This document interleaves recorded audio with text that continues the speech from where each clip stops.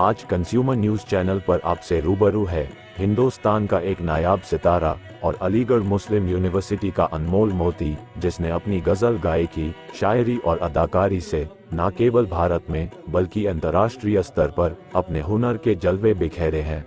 उस माया नाज शख्सियत का नाम है जॉनी फॉस्टर।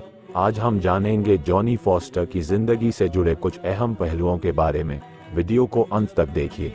यदि पसंद आए तो लाइक, शेयर और सब्सक्राइब जरूर कीजिए।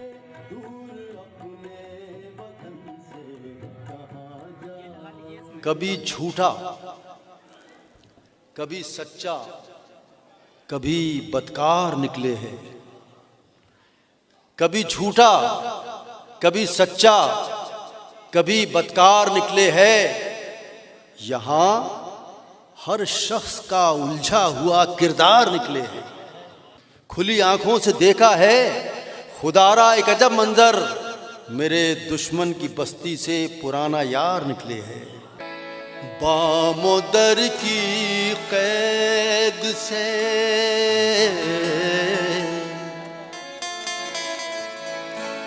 मुझको रिहा किसने किया।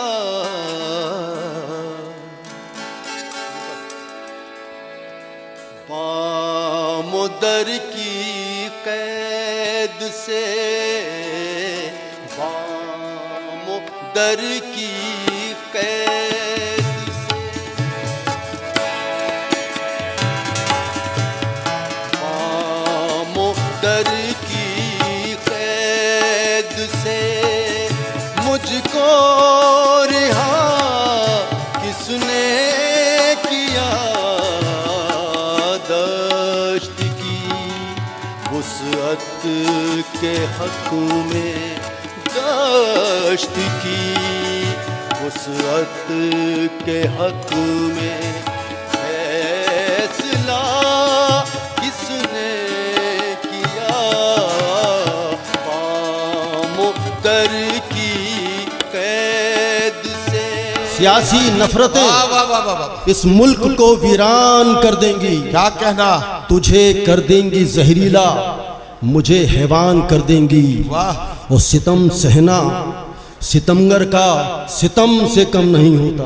बहुत अच्छा मिसरा। वाह वाह। सितम सहना सितमगर का सितम से कम नहीं होता। मेरी और आपकी खामोशियां नुकसान कर देंगी। वाह वाह वाह वाह। इबहाम की चादर में छुपा वो अजब अंदाज का मुसव्विर था।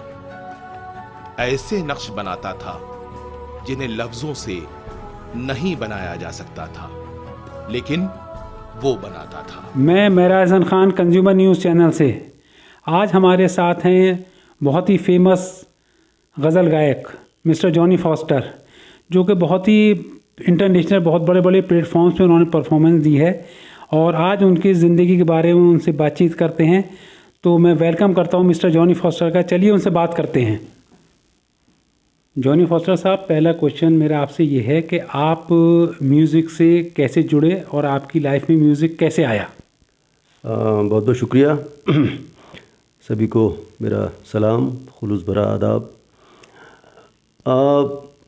मेरे ख़्याल में कुछ बचपन में या तो कुछ पुरानी बातें बहुत मुश्किलें होने से समेट, लेकिन खुदादाद एक्चुअली फ़ाइन आर्ट्स ने या यूँ कहिए कि फ़नून लतीफ़ा की जितनी भी ब्रांचेज़ हैं, ऊपर वाले का सीधा उसमें एक रोल होता है। और वो आपके खून में या आपके किरदार में, आपके ब्लड में वो बिल्कुल वो होता है। फिर उसको मांझने की, पॉलिश करने की हमारी ज़िम्मेदारी होती है। तो कहीं ऊपर वाले ने कुछ मौसीकी के कुछ जरासीम और कुछ शायरी के भी कुछ जरासीम छोड़ दिए थे, जो बाद में जब हम अलीगढ़ आए और यहाँ एडमिशन लिया एएमयू में, तो पूरा एक माहौल मिला। बहुत बड़े बड़े नामवर शायरों को देखने और सुनने का मौका मिला। मौसीकी की बात थी तो यहाँ बहुत बड़े जनरल एजुकेशन सेंटर में, जो बाद में सीसी कल्चरल एजुकेशनल सेंटर बन गया, एक उस्तादों का पूरा वहाँ भी जमावड़ा था। तो हम स्टूडेंट लाइफ में उनके पास भी जाते थे और कुछ मशक़ करते थे। तो यूँ करके अभी भी बस एक सीखने की तो पूरी जो प्रक्रिया है वो ताउम्र चलती रहती है। मौसीकी से अभी भी कुछ जहाँ भी सीखने का मौका मिलता है, या शायरी से कुछ जो भी टूटा फूटा कुछ कहने की जुर्रत कर लेता हूँ। इस तरह से ये सफ़र जारी है। तो अच्छा ये बताइए, मेरा दूसरा आपसे क्वेश्चन ये है कि इसकी आपने क्या प्रोफेशनल ट्रेनिंग ली थी, या आप बाय बर्थ नेचुरल आपके खून में है म्यूज़िक? जैसे मैंने अर्ज़ किया कि बाकायदगी से कभी वाकई इस तरफ ध्यान नहीं दिया था। हम जैसे एक दूसरे जो स्टूडेंट थे यूनिवर्सिटी में, हम उसी तरह से पढ़ रहे थे, लेकिन खुदा की जो मर्ज़ी होती है वो कभी कभी बिल्कुल आपकी ज़िंदगी में एक यू टर्न लेना पड़ता है। तो ये ज़रूर था कि कुछ हम चर्चेस से जुड़े रहे, तो वहाँ एक क्वायर हुआ करती थी। फिर जब हम यूनिवर्सिटी आए तो यहाँ पर एक तराना एक टीम हुआ करती थी, तो मैं भी उस टीम में शामिल हो गया। और फिर वो जो खुदा ने, ऊपर वाले ने कहीं कुछ मौसीकी के कहीं कुछ खून में एक खिंचाव डाला था, एक शौक़ डाला था, वो परवान चढ़ता गया। और यूं करके हम थोड़ा सा बैठने लगे उस्ताद की संगत में, और फिर मुशायरों को सुनने जाते थे। तो वो कहीं से कहीं ये एक्चुअली देखिए, अगर हम सीखना चाहें तो हर कदम पर एक सबक मौजूद है, तो वो कहीं कहीं मिलता रहा। और यूं ज़िंदगी में कुछ मौसीकी, कुछ सीखने का और शायरी की कुछ बातें करने का मौका मिला, कुछ शऊर पैदा हुआ है सुनने का, मैं कह सकता हूँ, कुछ कहने का या उस तरह, क्योंकि बहुत बड़ा मैदान है ये शायरी का भी और मौसीकी का भी। तो ये सफ़र जारी है, सीखने का सिलसिला पूरी उम्र चलेगा। हाँ जॉनी साहब, हम ये भी हमारी व्यूअर जानना चाहते हैं कि आपका इतना लंबा जो सफ़र रहा है म्यूज़िक से रिलेटेड, उसके बारे में आपके दिमाग में अच्छी बहुत अच्छी यादें भी होंगी, तो उसके बारे में ज़रा हमारे व्यूअर्स को बताइए। बहुत सारी यादें हैं, इसको 2-1 मिनट में समेटना तो मेरे लिए बड़ा मुश्किल है, क्योंकि मेरी खुशकिस्मती रही कि बहुत बड़े जो मौसीक़ार गुज़रे हैं उनके साथ संगत में बैठने का, उनको देखने का, उनसे मिलने का, उनको सुनने का मौका मिला। वो चाहे भारत रत्न बिस्मिल्लाह खां साहब की बात हो, या उस्ताद फ़हीमुद्दीन डागर साहब की बात हो, या उस्ताद शराफत साहब की बात हो, शफ़ी साहब की बात हो, उस्ताद कमर साहब की बात हो, एक लंबी फ़हरिस्त है। मुझे बहुत मौका मिला पंडित भीमसेन जोशी भारत रत्न, उनको देखने सुनने का, उनसे बातें करने का मौका मिला। तो एक और जब भी बैठिए इनकी संगत में लगता था कि कोई फ़रिश्ता सिफत एक कोई बैठे हुए हैं, आप उनसे बातें करिए, मन नहीं भरता था, क्योंकि इतने पाक साफ दिल दिमाग के लोग के वो पूरी दुनिया के लिए, अगर मैं कहूँ कि अगर जीते जागते अगर हम कभी किसी संत को देख पाए या किसी फ़रिश्ते को देख पाए, तो वो फ़नून लतीफ़ा से जुड़े हुए लोग थे, संगीत से जुड़े हुए लोग थे। बिस्मिल्लाह खां से आप बात करिए, उम्र लगता था कि उम्र बहुत है, लेकिन बच्चों जैसी उनकी बातें, बिल्कुल बिना किसी छल कपट के, बिना किसी मोहब्बत भरी हुई।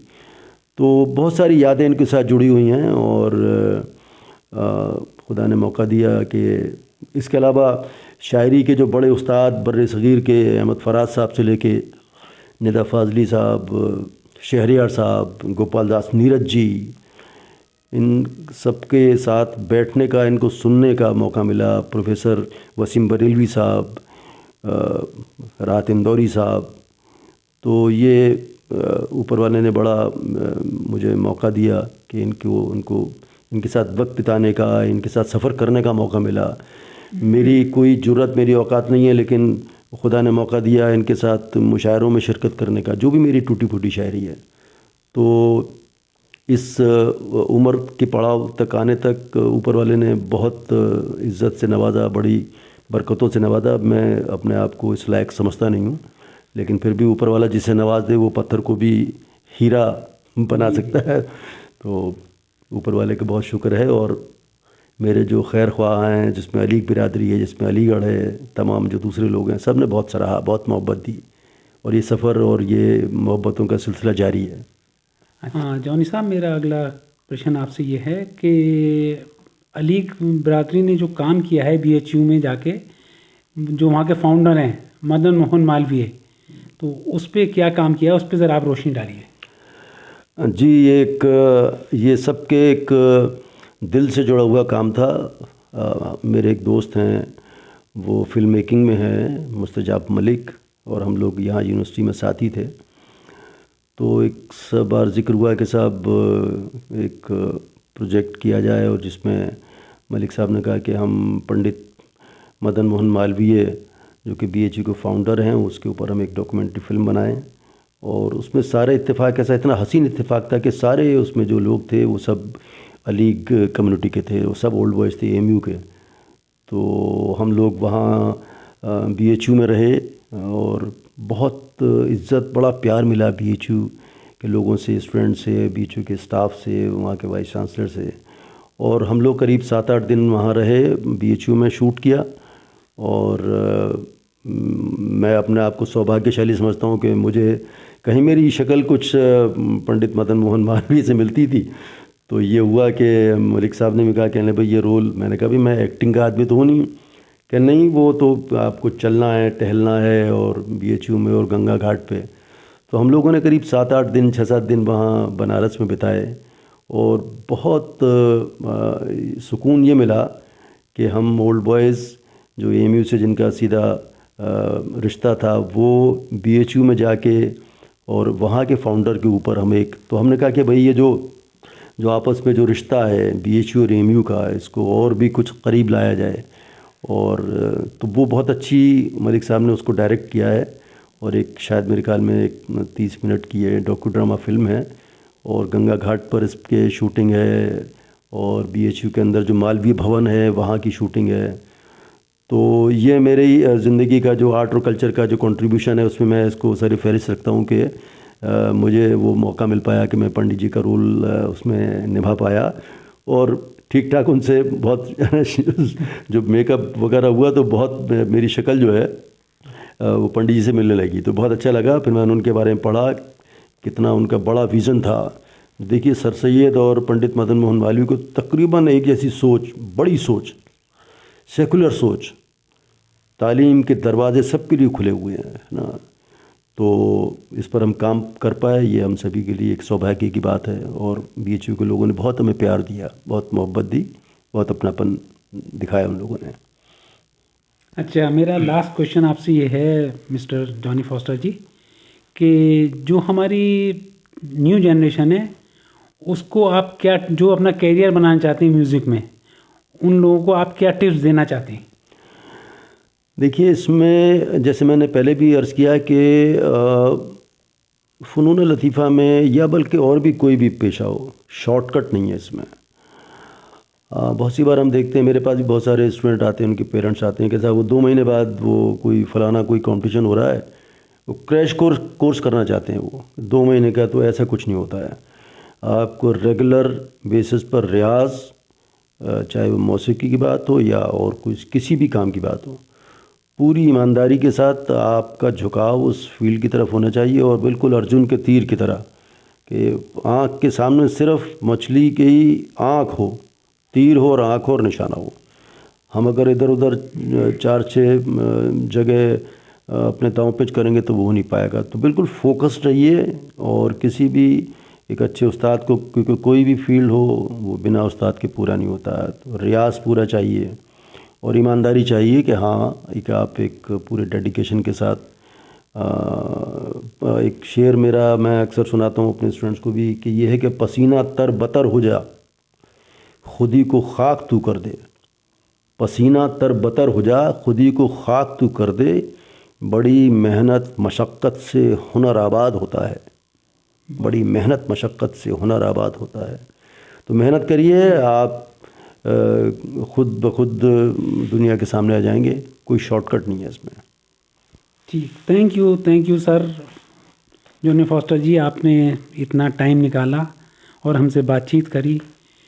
तो मैं Mehra Hasan Khan, consumer news channel से, आप इस वीडियो को लाइक करिए, शेयर करिए और इस चैनल को सब्सक्राइब ज़रूर करिएगा। Thank you.